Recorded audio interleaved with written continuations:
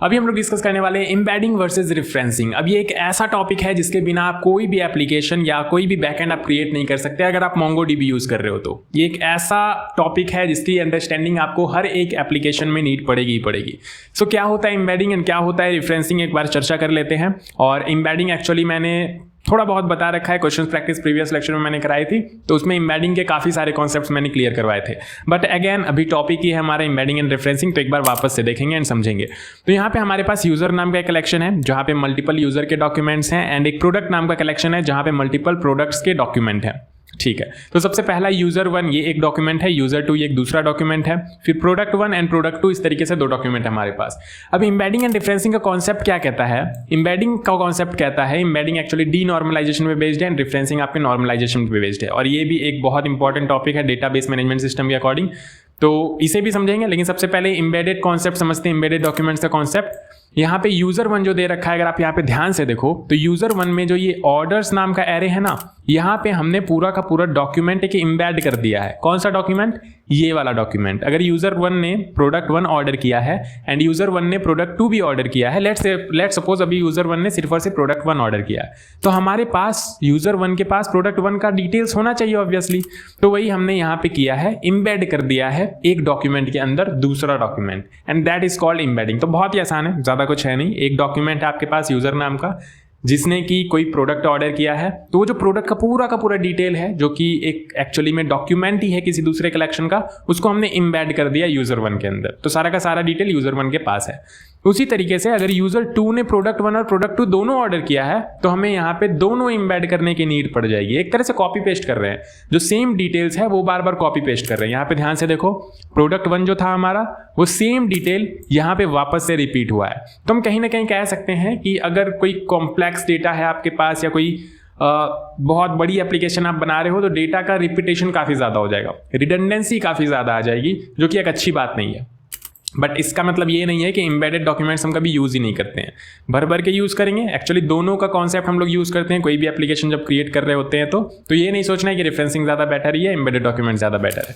तो embedded documents तो अभी आपको पता चल गया। रेफरेंसिंग एक बार समझ लेते हैं। रेफरेंसिंग में क्या कर रहे हैं, ध्यान से देखो, सिर्फ और सिर्फ ID पास कर दे रहे हैं। अच्छा, यहाँ पे देखो ऑर्डर्स में पूरा का पूरा डिटेल पास कर रहे थे, यहाँ पे सिर्फ और सिर्फ ID पास कर रहे हैं। तो कितना नीट एंड क्लीन है। यहाँ पे यूजर 2 में देखो सिर्फ और सिर्फ 1 एंड 2 ID हमने पास कर दिया। डिटेल कैसे आएगी वो बात की बात है, अभी हम लोग देखेंगे डिटेल कैसे आएगी। तो आईडी से हमने लिंक कर दिया। जब भी हम लोग किसी स्पेसिफिक फील्ड के साथ लिंक कर रहे होते हैं कोई पर्टिकुलर डॉक्यूमेंट को, तो उसे हम लोग कहते हैं रेफरेंसिंग। एंड यहाँ पे आपके पास रिडंडेंसी काफी ज्यादा रिड्यूस हो जाती है। रिडंडेंसी मीन्स जो कॉपी पेस्ट हम लोग कर रहे थे, डेटा काफ़ी ज़्यादा रिपीट हो रही थी, वो काफ़ी ज़्यादा रिड्यूस हो गया है यहाँ पे। एंड इसी को कहते हैं हम लोग नॉर्मलाइजेशन।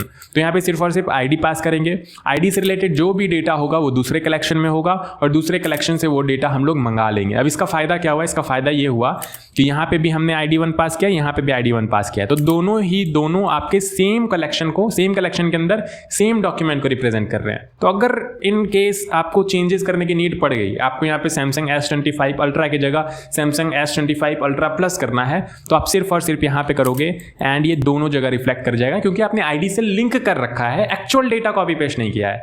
एंड यहाँ पे क्या है, एम्बेडेड डॉक्यूमेंट के कॉन्सेप्ट में आपने एक्चुअल डेटा कॉपी पेस्ट कर रखा है, यहाँ पे भी एंड यहाँ पे भी। तो अगर आप चेंज करना चाहोगे तो आपको यहाँ पे भी करना पड़ेगा एंड साथ ही साथ यहाँ पे भी करना पड़ेगा।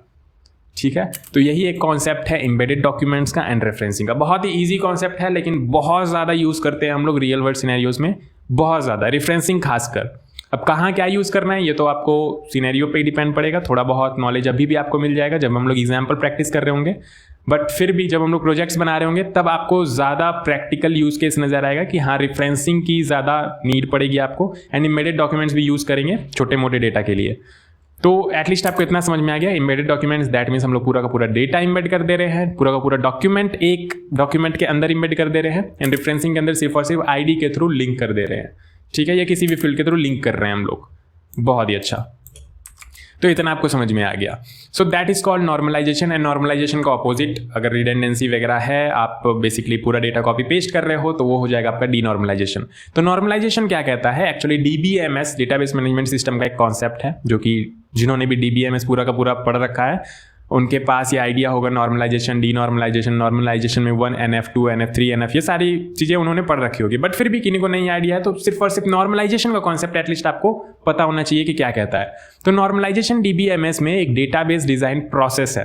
ध्यान से सुनना मेरी बात। डेटाबेस डिज़ाइन करने का एक प्रोसेस है। जो भी हम लोग कर रहे हैं वो क्या कर रहे हैं, डेटाबेस ही डिज़ाइन कर रहे हैं। तो डेटाबेस डिज़ाइन करने के लिए जो प्रोसेस है वो नॉर्मलाइजेशन है। ठीक है, एक्चुअली आप कैसे भी डिज़ाइन कर सकते हो, आपकी मर्जी है, लेकिन वो प्रोसेस आपका ये मेक श्योर नहीं करेगा कि रिपीटेशन है फिर या फिर नहीं, या फिर एनोमलीज वगैरह तो प्रेजेंट नहीं है, डेटा में फालतू इनकन्सिस्टेंसी तो नहीं है। लेकिन अगर आप नॉर्मलाइजेशन वाला प्रोसेस अपनाते हो तो ये मेक श्योर करेगा कि डेटा आपका ऑर्गेनाइज हो टेबल में। अब यहाँ पे टेबल की बात कर रहा है, बेसिकली रिलेशनल डेटाबेस की बात कर रहा है, लेकिन आपके केस में यहाँ पे आप कलेक्शन कह सकते हो। तो organizes data into collection, table नहीं कलेक्शन। हम लोग तो MongoDB पे चर्चा कर रहे हैं।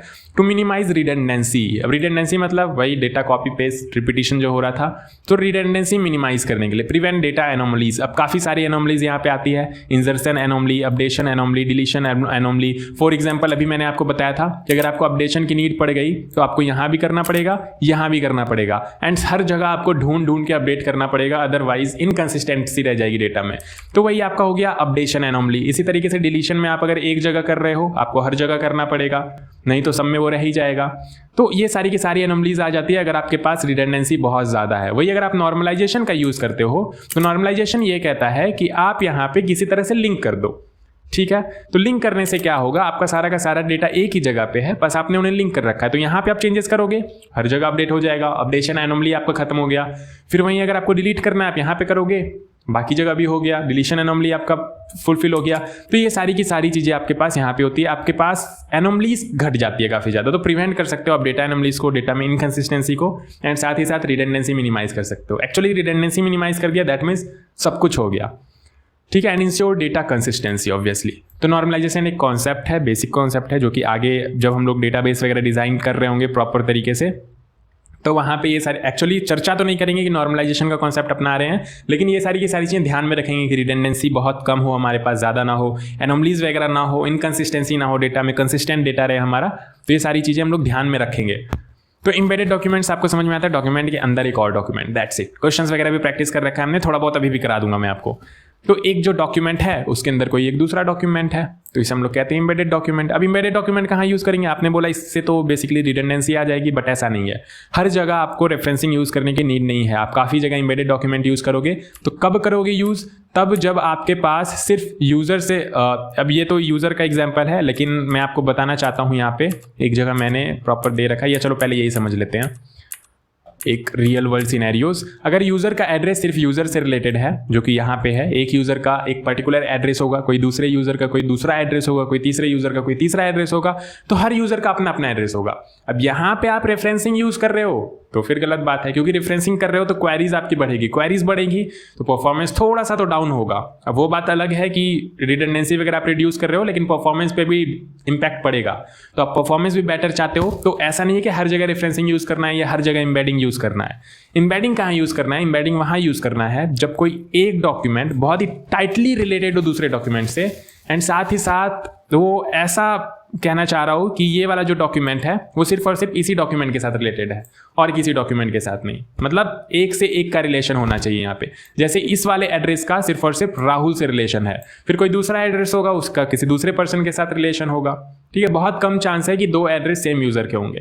तो इस केस में हम लोग एम्बेडिंग का कॉन्सेप्ट यूज़ करेंगे। बाकी केसेस में अगर बहुत ज़्यादा बड़ा डेटा है या एक पर्टिकुलर डॉक्यूमेंट के बहुत सारे रिलेशंस हैं, तब हम लोग वहाँ पे क्या यूज़ करेंगे, तब हम लोग वहाँ पे यूज़ करेंगे रेफरेंसिंग का। सब आपको अभी समझ में आ जाएगा। पहले एम्बेडिंग वाला कॉन्सेप्ट एक बार देखते हैं कि किस तरीके से यहाँ पे एम्बेडिंग में हम लोग डेटा को अपडेट करेंगे, डिलीट करेंगे, डीसी करेंगे। तो यहाँ पे टेस्ट डेटाबेस हम लोग यूज़ कर रहे हैं, और टेस्ट डेटाबेस के अंदर एक्चुअली आके देख लेते हैं एक बार कि यहाँ पे एक्चुअली कौन कौन से कलेक्शंस हैं हमारे पास। तो कंपास मैंने ओपन किया एंड ओपन हुआ या नहीं, हाँ हो गया, ठीक है। तो कंपास ओपन किया हमने और काफ़ी सारी चीज़ें हमने प्रैक्टिस की, तो काफ़ी सारे कलेक्शंस पहले से बन रखे होंगे। यहाँ पे अगर आप यूजर्स वाले कलेक्शन में आओ तो देखो यहाँ पे ये सब क्या है, एम्बेडेड डॉक्यूमेंट्स ही तो हैं, ऑर्डर्स, विश लिस्ट, ये सब एम्बेडेड डॉक्यूमेंट्स ही हैं। एक डॉक्यूमेंट के अंदर दूसरा डॉक्यूमेंट है, वो एक एरे के अंदर भी हो सकता है मल्टीपल डॉक्यूमेंट, या सिंपली एक ऑब्जेक्ट के फॉर्मेट में भी हो सकता है, डिपेंड करता है किस फॉर्मेट में हम लोग डेटा रख रहे हैं। ठीक है, तो यहाँ पे स्टूडेंट नाम का एक कलेक्शन बनाते हैं, स्टूडेंट नाम का कोई कलेक्शन नहीं है, तो db डॉट स्टूडेंट्स नाम का एक कलेक्शन बनाएंगे एंड साथ ही साथ उसके अंदर इंसर्ट भी कर देंगे। तो इंसर्ट 1 एंड मैं यहाँ पे क्या कह रहा हूँ, एक प्यारा सा एग्जाम्पल लेते हैं, वो एड्रेस वाला एग्जाम्पल तो आपको समझ में आ ही गया। एक एग्जाम्पल लेते हैं जहाँ पे हम लोग काफ़ी सारे कोर्सेज भी मेंशन करेंगे। तो सबसे पहले तो आईडी दे देते हैं और आईडी बिल्कुल नीट एंड क्लीन देंगे ताकि वो कॉपी पेस्ट में डायरेक्ट हम लोग दे पाएँ। 1 2 3 दे देते हैं, अदरवाइज आपको पता है MongoDB काफ़ी लंबा चौड़ा आईडी जनरेट करता है एंड उसमें टाइप वगैरह भी आपको मेंशन करना पड़ेगा, ऑब्जेक्ट आईडी है ना। तो सिंपल आईडी अभी फिलहाल के लिए देते हैं समझने के लिए। तो आईडी मैंने 1 दे दिया, नेम दे देते हैं मानस एंड ईमेल वगैरह आप देना चाहो तो आपकी मर्जी है। अभी ज़्यादा लंबा डेटा ले नहीं रहे हैं, सिर्फ और सिर्फ एम्बेडिंग एंड रेफरेंसिंग का कॉन्सेप्ट समझना है। और यहाँ पे कोर्सेज ले लेते हैं, तो कोर्सेज एक एरे होगा।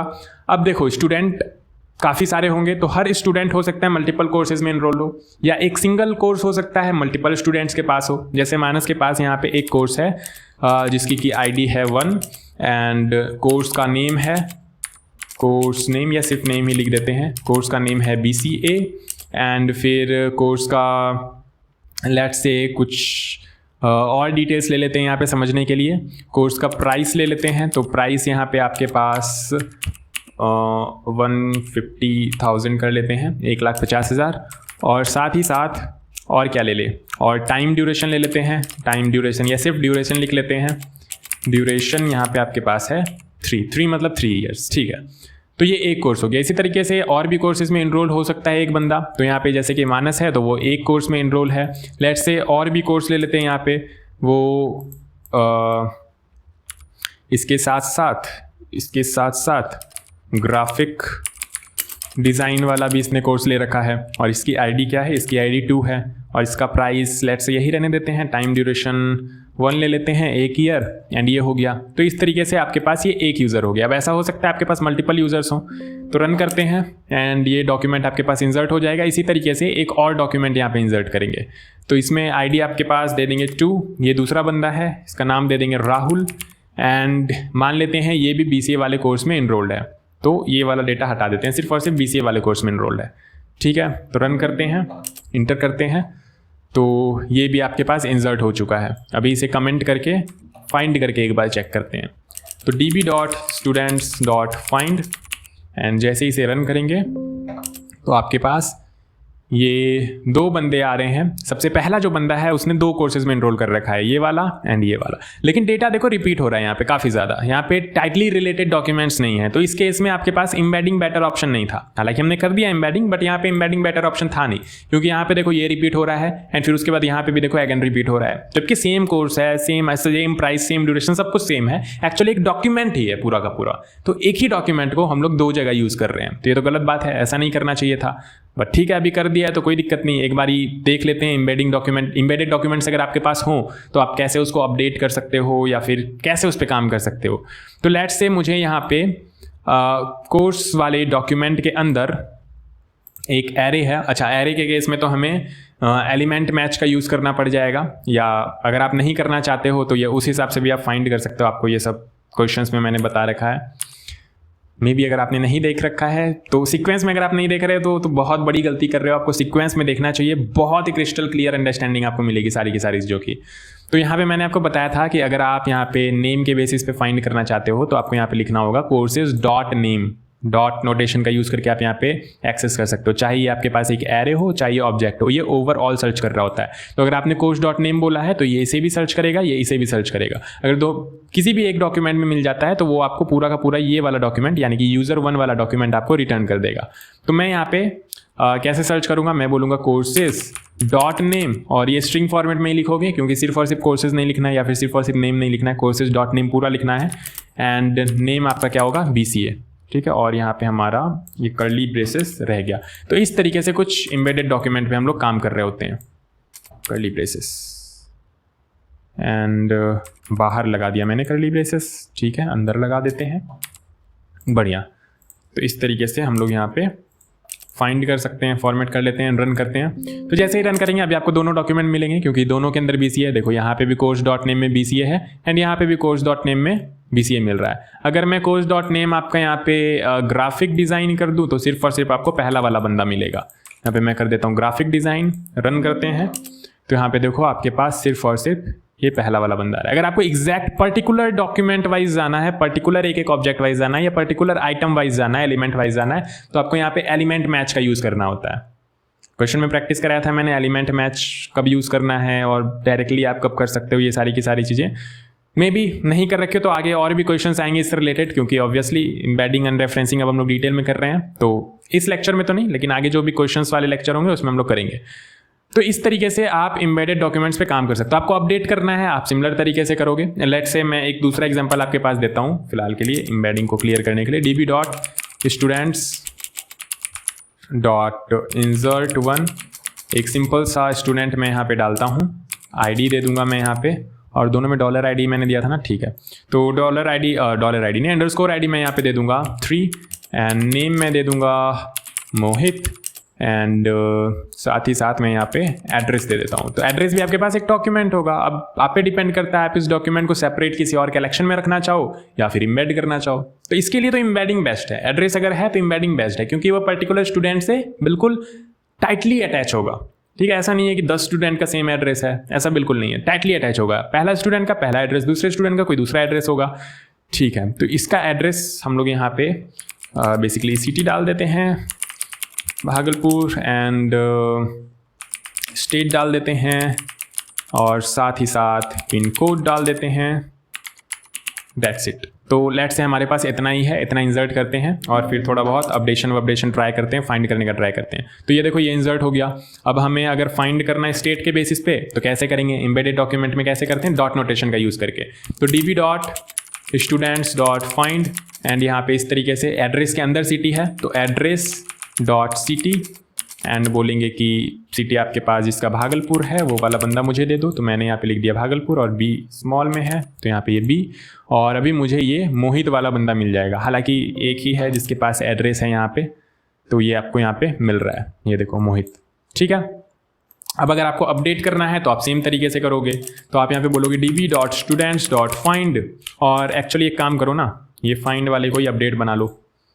तो यहाँ पे ये क्वेरी हो गया फाइंड करने के लिए और यहाँ पे अपडेट 1 करेंगे तो ये फाइंड कर लेगा जिसका सिटी भागलपुर है एंड अपडेट कर देते हैं इसे।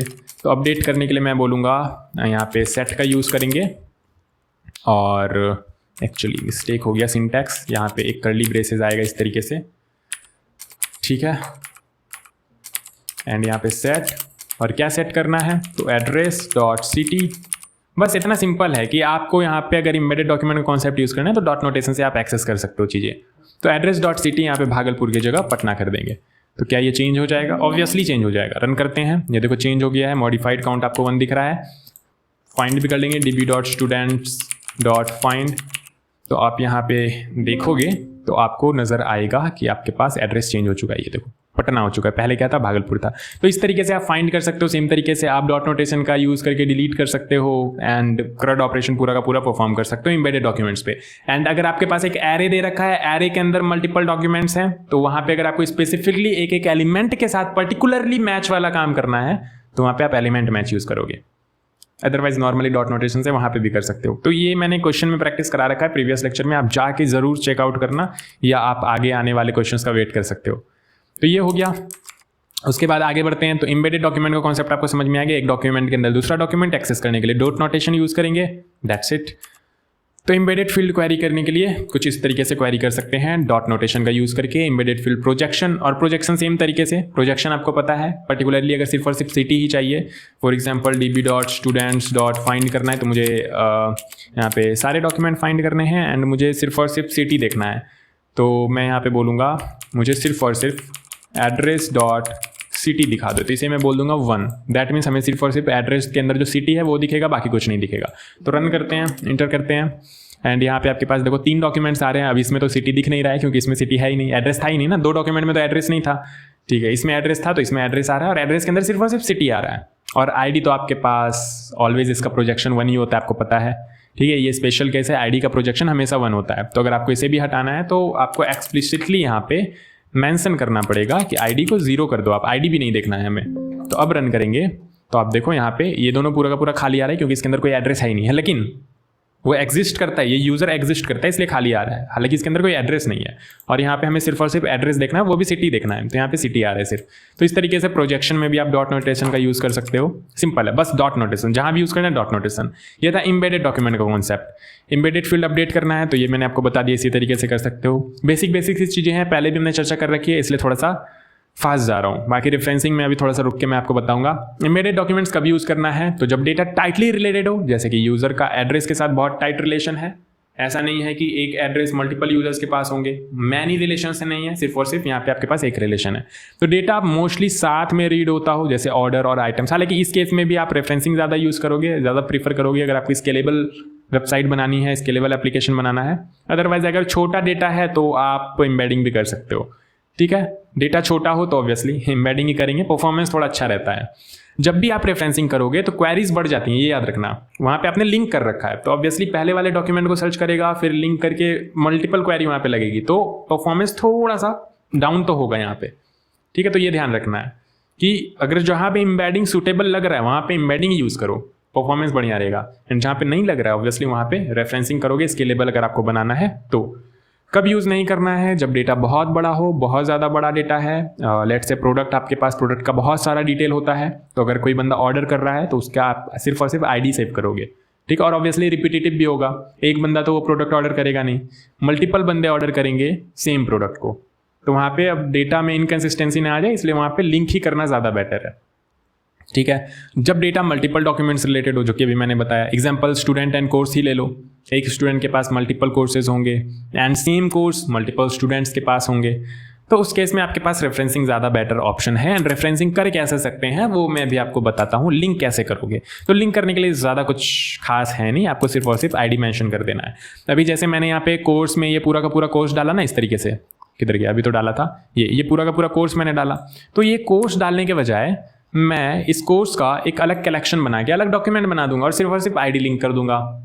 अच्छा, ऐसे हो सकता है क्या? बिल्कुल हो सकता है। मैं बोलूँगा db.courses.insert1, मैंने एक कोर्स ही बना दिया, मैंने, ये लो, और इसको अनकमेंट भी कर दो, ठीक है। तो ये मैंने एक कोर्स अलग कलेक्शन में बना दिया, एक डॉक्यूमेंट ही बना दिया। तो आईडी इसका 1 है, नेम है BCA, प्राइस है, ड्यूरेशन है। अब ये डिटेल्स हमेशा सेम रहेगी, बस इसे हमें यूज़ करना है, आईडी लिंक कर देंगे। तो इंसर्ट कर लेते हैं, और एक और कर दें क्या, इंसर्ट मैनी कर लेते हैं एक्चुअली, या चलो पहले इसे इंसर्ट कर लेते हैं फिर चेंज कर देंगे बस। तो यहाँ पे to and graphic design and साथ ही साथ प्राइस यही रहने दो, ईयर 1 कर दो। रन करते हैं, देखो यहाँ पे ये इंसर्ट हो चुका है, बहुत ही बढ़िया। देख सकते हैं क्या? अरे क्यों नहीं देख सकते हो, बिल्कुल देख सकते हो, सारे के सारे कमांड्स तो आपको आते हैं। तो db.courses.find एंड इसे रन करो, और ये देख सकते हो ये एक अलग कलेक्शन बन चुका है जिसके अंदर आपके पास 2 कोर्सेज हैं। अब इसको आपको लिंक करना है, क्योंकि एक स्टूडेंट के पास हो सकता है BCO, दूसरे के पास भी हो सकता है BCO, तीसरे के पास भी हो सकता है BCO। तो कितना डेटा कॉपी पेस्ट करोगे, उससे अच्छा लिंक कर दो। कैसे लिंक करना है वो तो बताओ। तो बहुत ही सिंपल है, बहुत ज़्यादा सिंपल है एक्चुअली। ये देखो, मैं बोलूँगा कि db.students.insert1, ठीक है। 3 स्टूडेंट तो पहले इंसर्ट हो चुके थे, अब आईडी लेंगे 4। यूनिक होता है आईडी, आपको पता है, अंडरस्कोर आईडी जो होता है यूनिक होता है, तो यहाँ पे मैं यूनिक ही दे रहा हूँ। तो 3 ये हो गया चौथा, और नेम कुछ भी ले लेते हैं फालतू।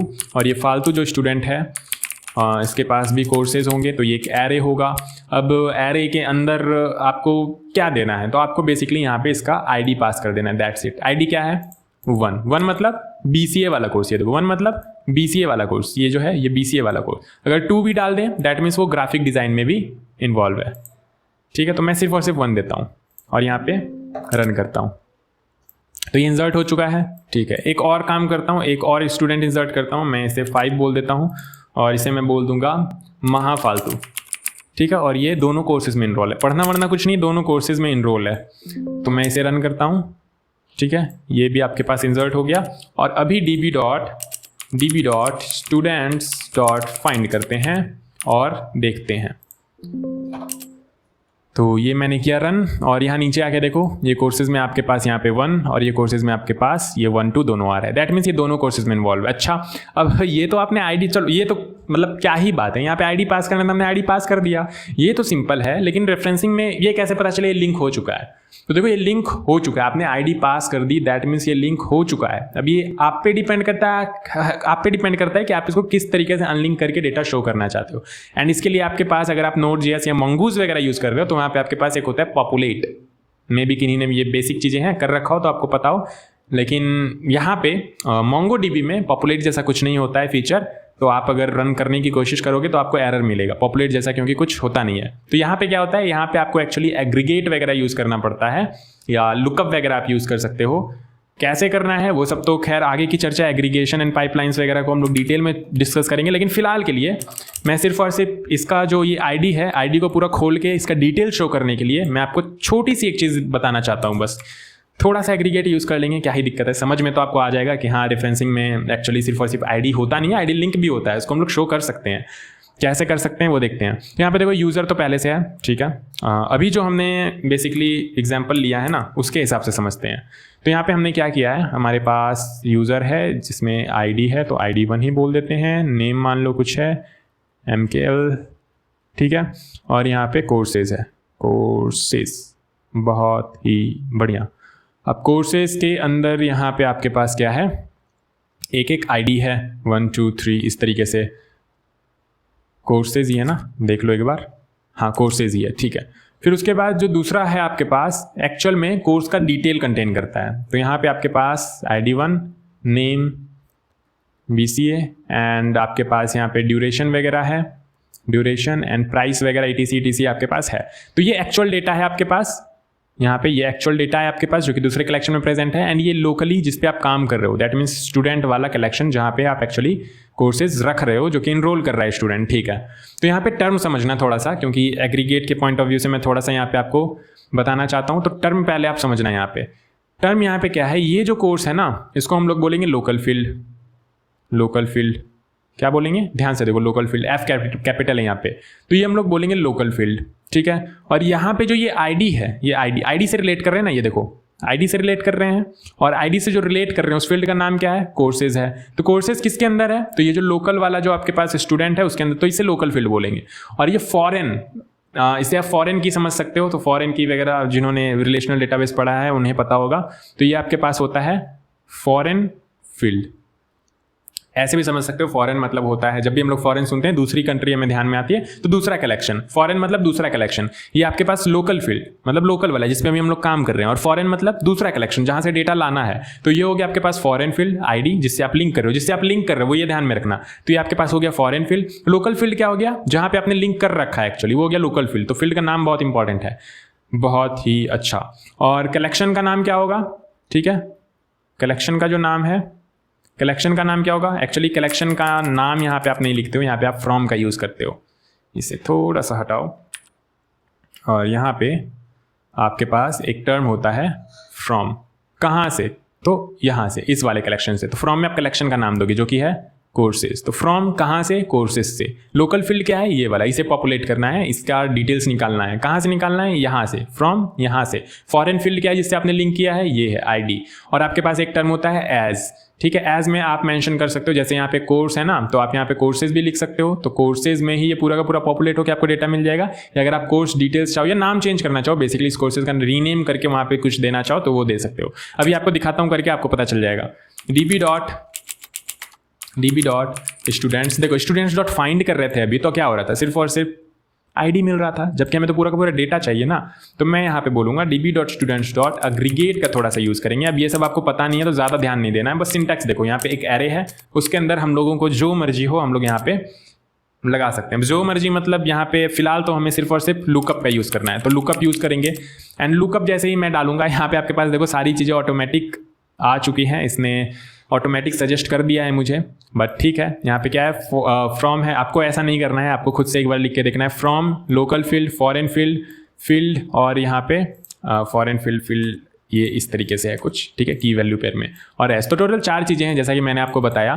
तो फ्रॉम में आपको कलेक्शन मेंशन करना होता है, और एक्चुअली मैं पूरा का पूरा खुद से करके दिखा देता हूँ, तब आपको थोड़ा सा सिंटैक्स क्लियर होगा, नहीं तो लेंदी लगने लगेगा। तो लुकअप, ये मैंने बनाया एक ऑब्जेक्ट। यहाँ पे आपके पास क्या होता है, फ्रॉम नाम का एक की वैल्यू होता है। फ्रॉम में आप डालते हो जिस लोकेशन से डेटा लाना है, तो कौन से लोकेशन में बोल रहा हूँ, जिस कलेक्शन से डेटा लाना है, तो कौन से कलेक्शन से लाना है, कोर्सेज।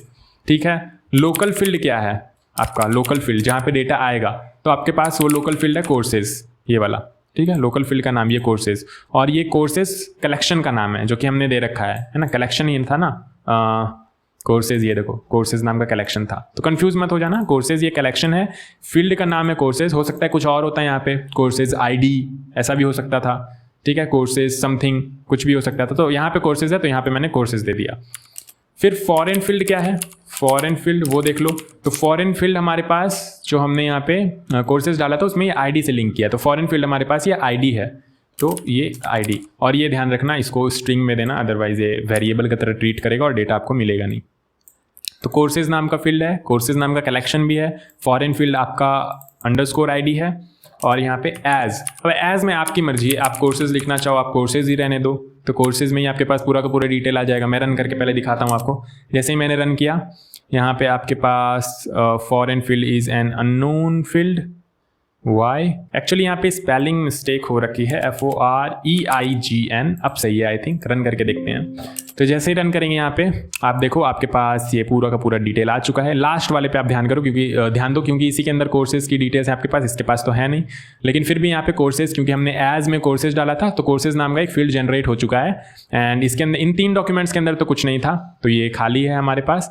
एंड इसके अंदर आपके पास था, तो यहाँ पे आपके पास ये देखो पूरा का पूरा डिटेल्स आ चुका है। एंड यहाँ पे भी आपके पास पूरा का पूरा डिटेल्स आ चुका है। अब यहाँ पे ना एज का नाम थोड़ा सा चेंज करते हैं, तब आपको पता चलेगा। मैं यहाँ पे कोर्सेज डिटेल्स कर देता हूँ, कोर्सेज डिटेल्स। जो आपके पास कोर्सेज नाम का फील्ड था उसमें पूरा का पूरा डिटेल्स अब शो होगा। पहले आईडी शो हो रहा था, पूरा का पूरा डिटेल्स शो होगा, और फील्ड का नाम मैंने दे दिया कोर्सेज डिटेल्स। तो किस तरह से दिखाना है वो ये फील्ड बताता है। तो कोर्सेज डिटेल्स के तौर पर मुझे दिखाना है, तो मैंने इंटर किया। अब यहाँ पे जो फील्ड का नाम आ रहा होगा, ये देखो कोर्सेज डिटेल्स आ रहा है। पहले कोलैप्स कर जा रहा था, यहाँ पे जो पहला दूसरा तीसरा में हमने इम्बेडेड करके कोर्स डाला था, ये देखो ये इम्बेड करके हमने डाला था, तो इसको तो भूल जाओ।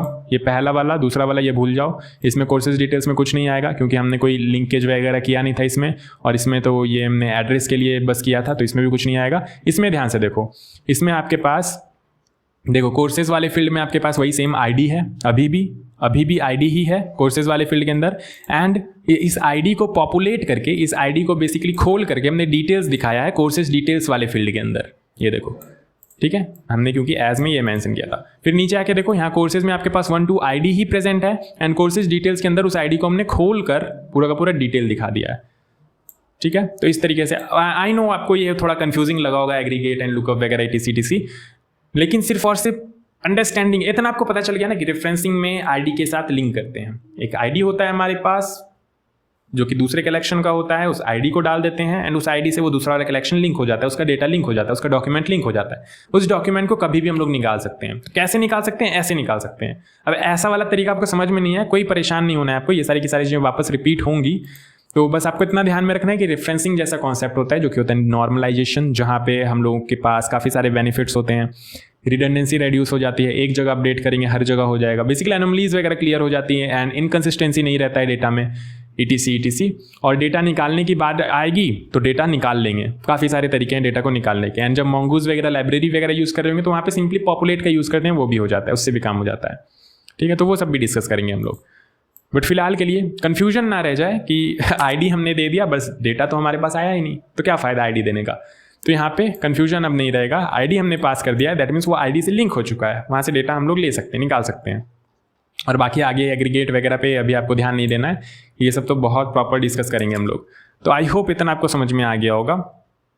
एग्रीगेट नहीं, रेफरेंसिंग वाला कॉन्सेप्ट। तो डेटा को अलग कलेक्शन में स्टोर करना है, आईडी से लिंक कर देना। अलग कलेक्शन में हमने स्टोर किया डेटा को, कोर्सेज वाला जो डेटा था अलग कलेक्शन में स्टोर कर दिया, और उसके आईडी को लिंक करते जाएंगे जहाँ पे भी यूज़ पड़ेगी। तो इससे डेटा इनकन्सिस्टेंसी नहीं आएगी, डेटा हमारा अलग जगह है, बस लिंक करते जा रहे हैं।